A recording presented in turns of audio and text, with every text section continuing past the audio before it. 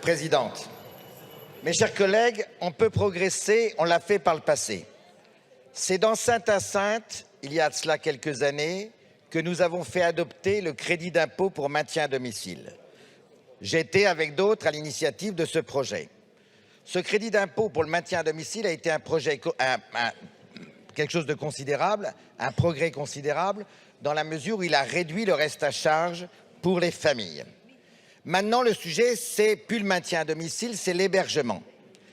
Pour 75% des personnes hébergées, leurs revenus ne suffisent pas à payer l'hébergement.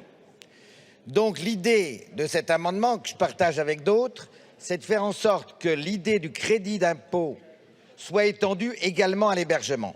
Aujourd'hui, il n'y a qu'une déduction d'impôt et pas de crédit d'impôt. Et on le sait, à cette tranche d'âge, la plupart des personnes hébergées ne payent pas l'impôt, donc ne bénéficient pas de la déduction d'impôt.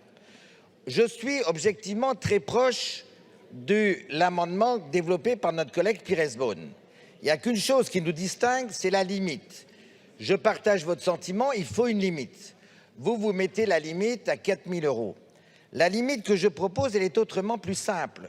Vous savez qu'en commission des finances, et ça a été repris dans cette assemblée, on s'est battu pendant des années pour qu'on ne puisse pas cumuler des niches fiscales. Et la limite du cumul est à 10 000 € d'avantage fiscal.